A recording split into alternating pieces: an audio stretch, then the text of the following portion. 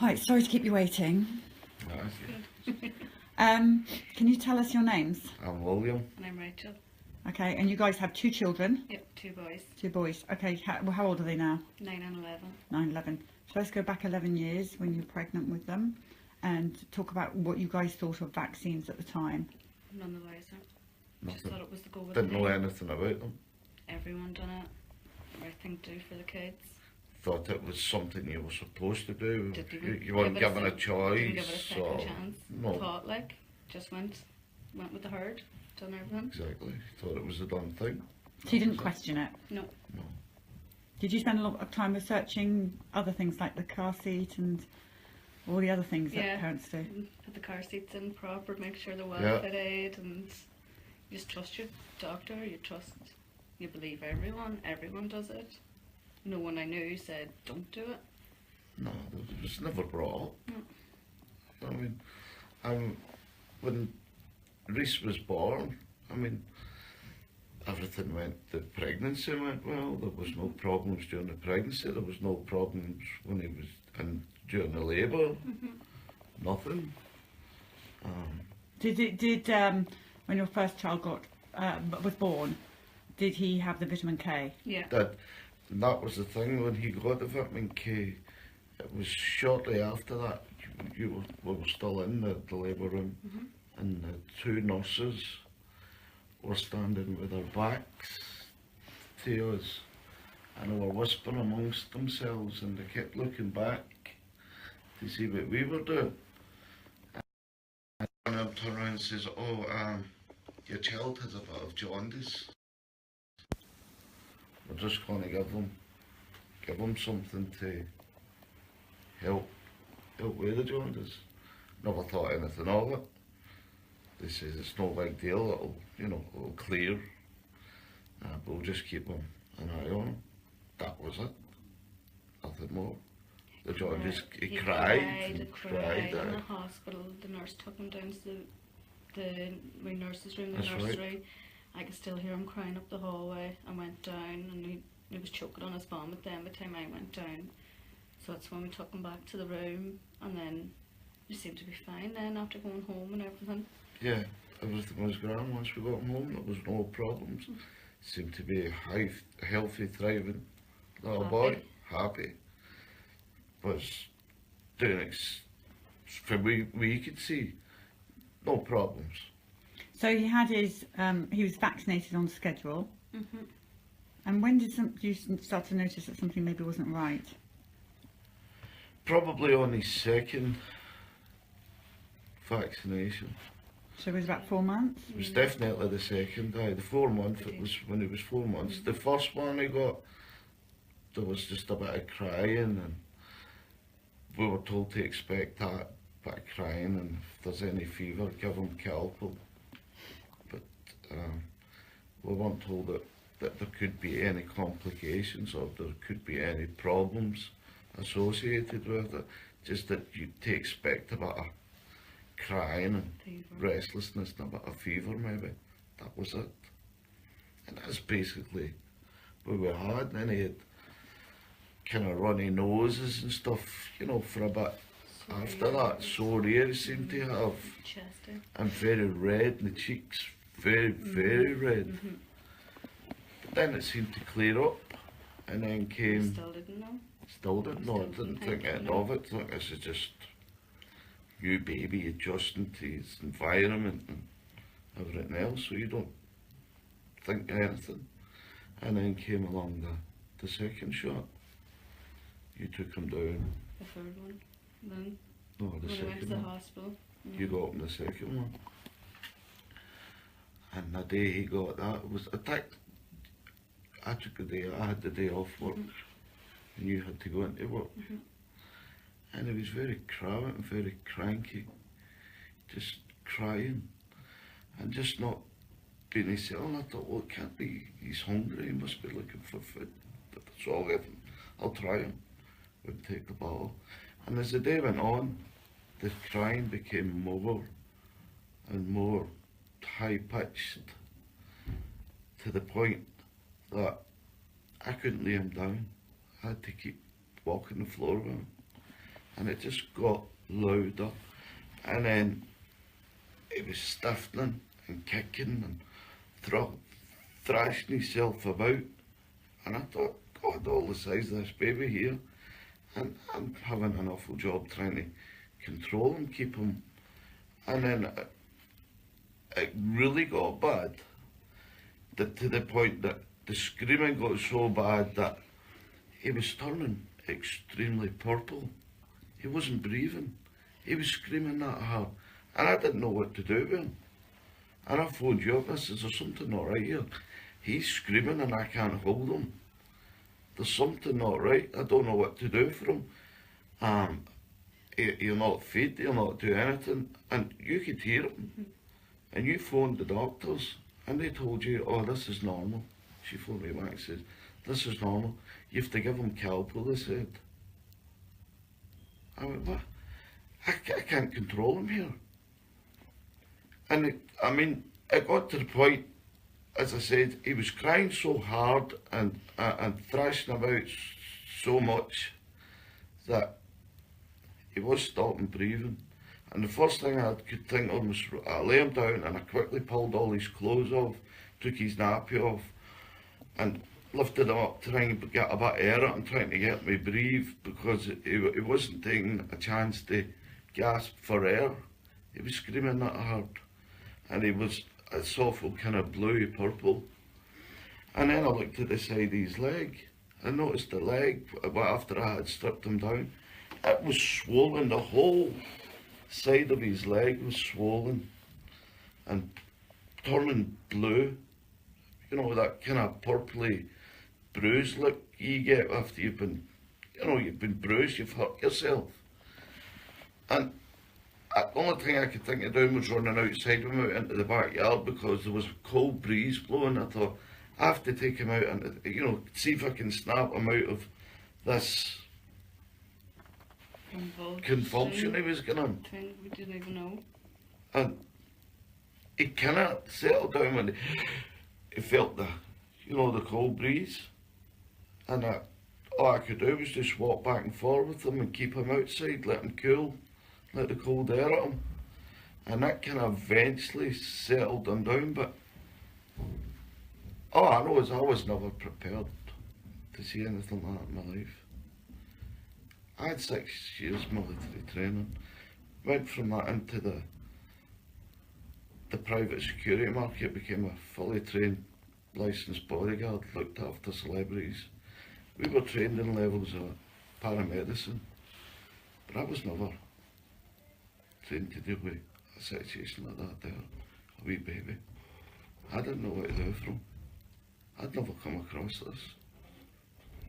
I'd been married before, had 5 other children. I'd never seen this in kids, that level. And that continued for days. I walked the floor with him for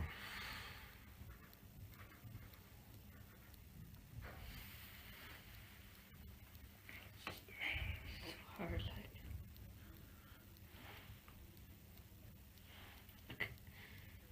when I look back, especially after that third, when he did eventually come round, and we took him for that, you took him and I was away working again, you took him for his third one.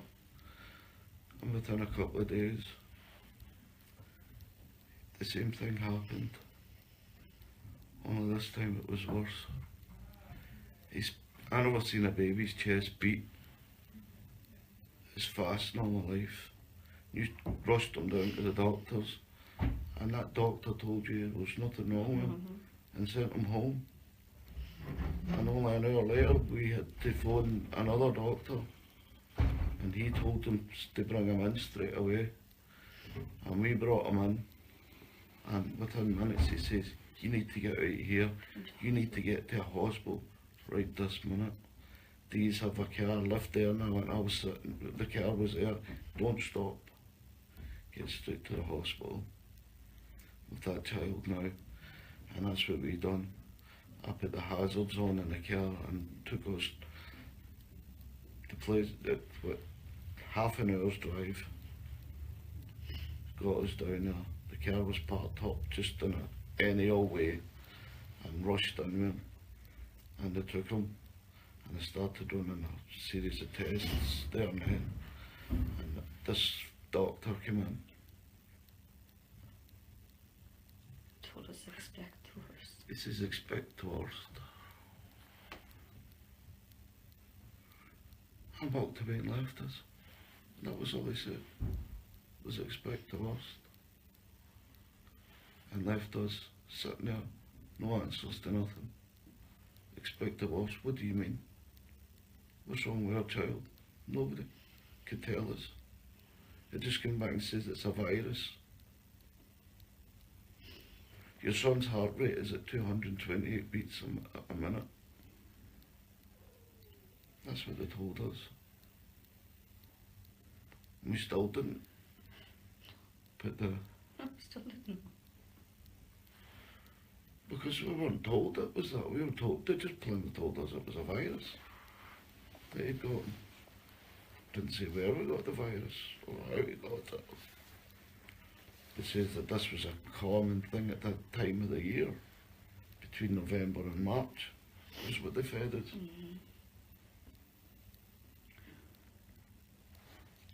And he remained in hospital for 8 days before he was released.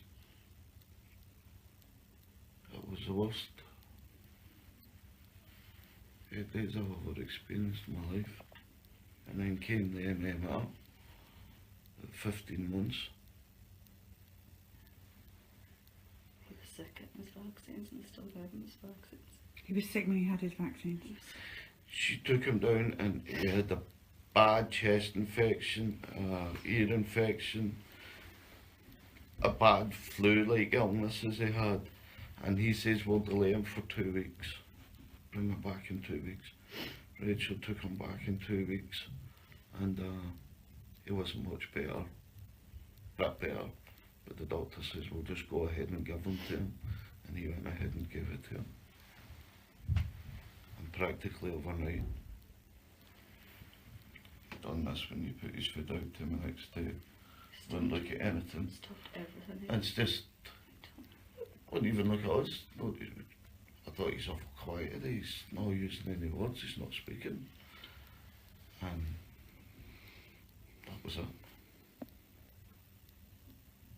It was only after we were referred to speech therapists and occupational therapists and every other type of therapist that they come back and say, we think your son's between 50 and 75% deaf. That's why he's not responding to your calling his name and stuff. We went, but he's not deaf. We know he's not deaf. Because he could be upstairs in his bedroom playing, in his room. The sitting room's downstairs, the door could be closed, and Mickey Mouse could come on, and the minute that comes on, he's down the stairs like a shot. So we know he's not deaf. And they went, no, you're wrong, he is. I was pregnant And at that, the stage as well. you were pregnant with Rocco, With Rocco, just yeah. about to deliver him. And the same situation happened with Rocco. Only not as severe, you know. Same thing happened, but he didn't have to be hospitalised. He just broke out in terrible rashes, His whole body. his whole body, and then stopped. He used his legs for everything, fed himself with his feet, and after that, he couldn't walk. He couldn't do nothing. He never walked. He was 3 years of He took age. his first step, yeah. He took his first steps. Same with Reese, he developed. He couldn't sit up anymore. He would just flop over. Muscle tone. Muscle tone as well. Muscle tone, he told us he had developed poor muscle tone, but didn't say why he developed it. He couldn't sit up, he was falling over everything. You had to prop him up, put big pillows and everything around him. Same with Rocco, he, as I said, he done everything with his feet, played with his toys with his feet, fed himself with his feet, and then after the detox, he was never able to use his legs again. His legs never moved. Just his upper half. Bottom part, never. It took us 3 years of intensive working with his legs. With physio and standing them in frames. They gave us this metal frame to stand them in for 20 minutes a day. But he broke it, he kept breaking out in all these rashes. We thought it was the type of washing powder we were using, and we kept changing that. Nothing. And the doctor would just tell it was, just put this lotion on him, that on him, and this on him. And it wasn't until we got all the medical records through Freedom of Information. Went through everything from the day they were born right up to the last appointment with the medical. Every time that they got a jab, the sickness was happening. But what was in the medical records, they were telling you things. The things they were telling us didn't coincide with anything that was in the medical records. Everything that was in the records after lengthy research was clearly vaccine injuries. Were all listed. Obvious now when you look It's obvious at it. now, but until we got the medical records and went through them all, it took me 3.5 years of going through everything and investigating everything online and looking at all the ingredients individually, you know, and all the side effects individually. I decided, no, these are vaccine injuries. That's when it really became. What were the last vaccines your boys had? Rocco never got the MMR, the last one Reece got was the MMR. Reece, the older boy, the last one. Once we realised what was happening, we stopped. After 2 months. 15 months through. And today, what has these vaccines taken from their lives? What are your boys like today? Well, Rocco's 9 and he's non-verbal, still in nappies, and he has to have everything done for him. He can't speak at all. He's terrible sensory problem. In fact, Rocco, after his third DPT, he started banging and banging and banging, and this would go on for maybe 20 minutes, half an hour, maybe 40 minutes, and then as quick as he started, it would stop, and for about a period of an hour, there'd be absolutely no movement, no blinking, Just pure blind. just there. It didn't matter what you done in front of him. There was no scaring him. I thought, this is strange behaviour. He was going from screaming 1 minute, banging and banging, and now he's, and it turned out, we didn't know it at the time until the paediatrician told us that was a type of seizure he was having. Many seizures. She says he's having many seizures. That went on for months and months and months. Months. So going back to how they are today, what have those vaccines taken? What are the consequences of those vaccines on the lives of your boys? They don't have the childhood they should have had. No. I swore blind that when my boys were born, when I think there were things happened to me as a child that I can't get into any details right here, but I swore blind because of that nothing and no one would ever harm my children or my family in any way, shape or form. And yet, I let them do it. I failed them. And I couldn't figure out why I had failed them. After making a promise, never to let harm come to them. And I just failed terribly. And I blamed myself for it. It's a lot of guilt on us. Yeah, because I'm the dad. I swore.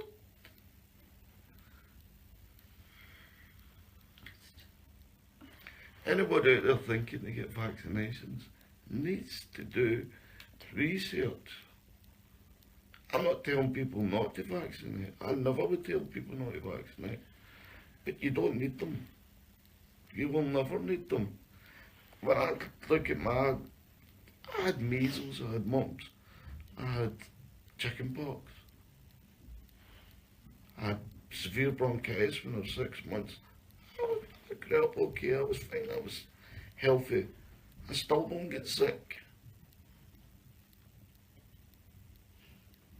So I just wish I had known more, or had even Educated. taken the time. Informed. Aye. No. But we got a stupid leaflet that praised it, and never anything negative at all was in it. And how the future, like. I have no future. Reese might have a bit of a future. It's highly unlikely. But Rocco's going to need us for the rest of his life. He's beyond any type of normal life. Reese now is not too bad. He's a certain level of speech. He can go into the fridge and take a drink of juice if he wants it, or, you know, but he can't tie his shoelaces, he can't dress, he can't. I mean, there's just so much he can't do. He doesn't understand dangers, he doesn't. I mean, he can't hold a conversation with you, he just repeats what he hears, and, you know, he just says what you say. And we've tried everything, the gluten-free, the dairy-free, all the biomedical treatments, you name it, we've tried all to make life easier. And it has to a certain extent. It's brought Reese back a good bit, but it's done nothing for Rocco. Rocco vomits blood and... He's been diagnosed with cyclical vomiting syndrome, CVS. He was getting that between 5 and 13 weeks.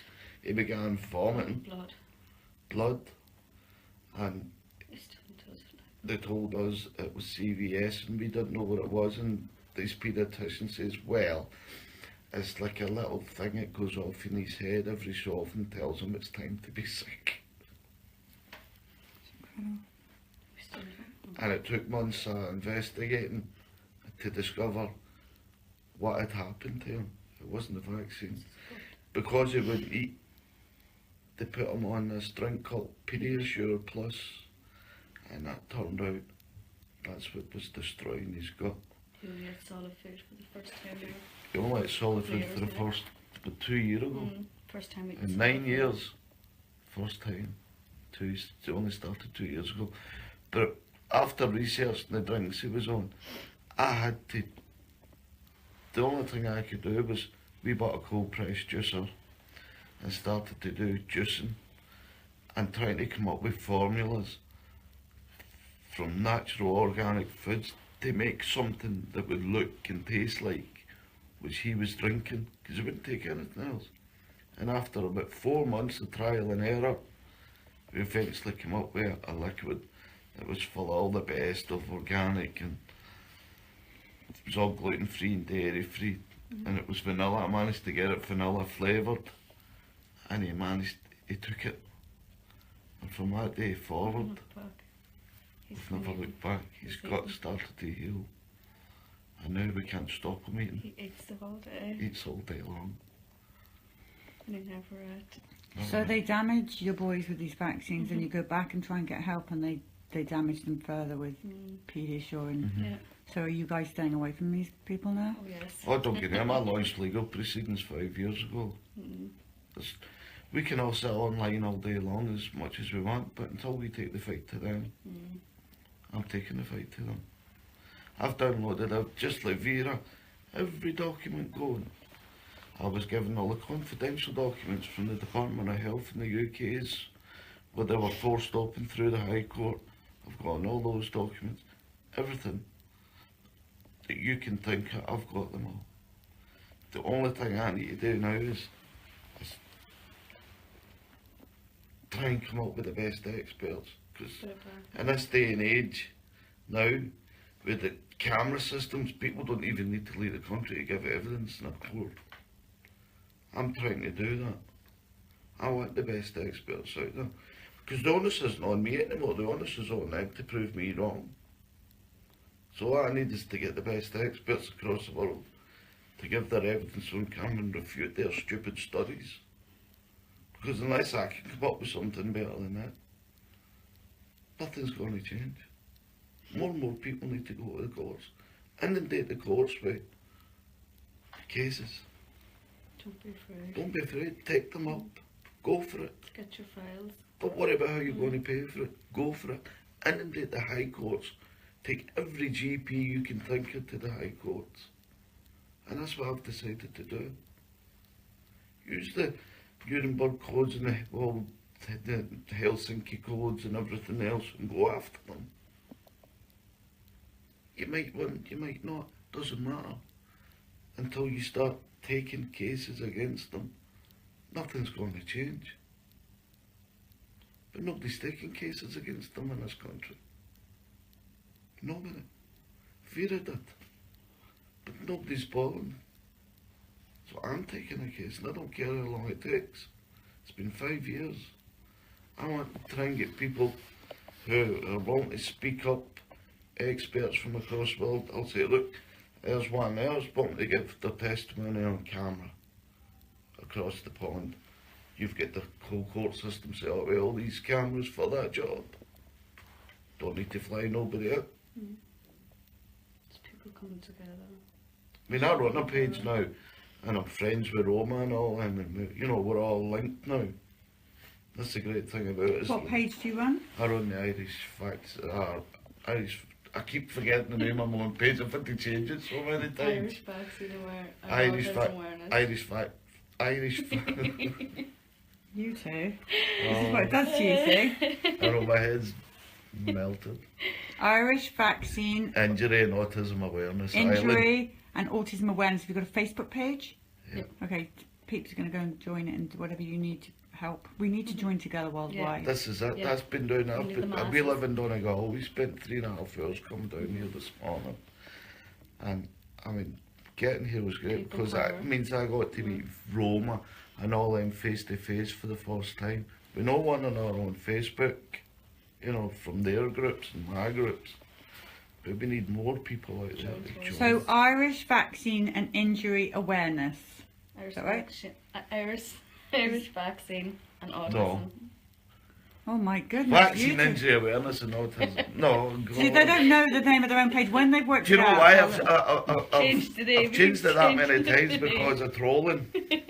You know? Irish vaccine injury and Autism Awareness Island. Right, now don't change it again. Just block the trolls and move on. Yeah. Right, guys, is there anything else you want? Your story is tragic, and people here are sending you so much love. And whatever they can do to help you. How do you Just say? want Do your everyone- research.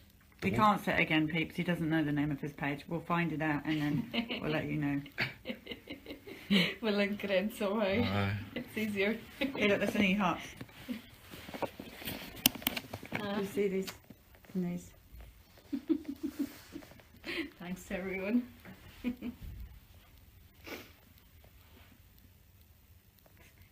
It's tough. There's a lot of people loving you right now. It is That's tough. what you need. You need love. Still coming in. But I'll never let them down again, ever. Look, made her cry, peeps. Alright, guys. Now, have you written your boys' names on Ali's car? With a Vaxxed car outside, you need to sign their names on it. Where is Ali? She's in the back lot. She's in the back lot. So if we take you around the back, you go and write your names on that, because that's a moving memorial that will be noticed, is Have you got your noticed. phone now? We have no internet, don't we? No, No, no. we don't. Okay, you just let me know. Here, take this. Take this. This has my email address and Bella and Anu and Brian, and that's where we just went out on Periscope and Facebook, so you can see your story back. You can see all your hearts and love. And we're just so sorry for your boys. It's not okay. It's not. It's. I feel sorry for everybody out there. Yeah. I mean, it saddens me. I mean, I grew up in Glasgow and didn't know anybody with autism. I moved to a little village with less than 100 families in 1977, and not one person in that village had autism. Didn't know anybody with an illness of any kind. We're all happy, healthy kids growing up. You get into that same village today, you'll find them everywhere. When we lived in Bundorn, where Rachel's from, another small village, I looked at it one day and I went, if you look from our front door, from right to left, within 1,000 metres, we have 7 children with autism just in the last, just within 1,000 metres. Our door, and we have 2 of them. And that's only in that part of the town. If you go up the other side of the town, which is only 10-15 minute walk away, you will find more. And that's a small town. But 7 of them within 1,000 metres of our front door. It's terrible. None of my family had ever heard of autism or met anybody in their life with autism. Right. And now it's Reese everywhere. was the first in our family with special needs. We didn't know. We didn't know anyone. I think it's But the same for all of our families, pretty much. Mm. Well, you two are amazing, Thank amazing parents, and we were just lied to. You know that, don't you? We were just lied to. And we Oh, just- no, I was lied to, but doesn't the make guilt, it. the guilt never goes away. No. It doesn't. That's why I'm on the page 24/7 practically. I was spending 15 hours a day on it, 7 days a week for 3.5 years. Took a nervous breakdown and ended up. It got that bad. It split me up for 15 months nearly. It got that bad. I just couldn't let it go. Didn't want to let it go. It drove a wedge between us. Thankfully, I sought to help myself and get out of the, the depression and the nervous breakdown, and it's made us stronger, better than ever. But something had to give, I knew something was going to give in the end up, because I just couldn't let it go. I had to fight for them, I had to fight for the truth, and I'll continue to do it. And that's why people need to take these, these people to court. And so the way we're going to make a difference is inundate the courts with these. Go to the surgeries. Yeah. Yeah. Throw them DVDs, Yeah. give them Vaxxed, throw it over at them, copy it, give it to them. Put them inserts and Yeah, everything. that's what I'm planning on doing. You should go live on your Facebook site that we don't know what it's called. That's what you should do, and these people will It's follow you because actually we got to. Vaccine Injury and Autism Awareness You think it's Ireland. Vaccine Injury and Autism Awareness Ireland. Ireland. Vaccine Injury Autism Awareness Ireland. All right, we're going to go and do that. Okay, we're going to get another family now, but thank you for telling your story. Thank you. Did you just watch Vaxxed? Well, Yeah. I had seen it. We've seen it streamed before. Streamed it about 4 weeks ago. So, but still wasn't going to miss not coming down here. Like, No way. You what? I I wasn't going to miss not coming down here. Have you spoken to Dr. Suzanne? No, I've not had a chance. You to should speak speak to her. Suzanne. Come and see her. Can I just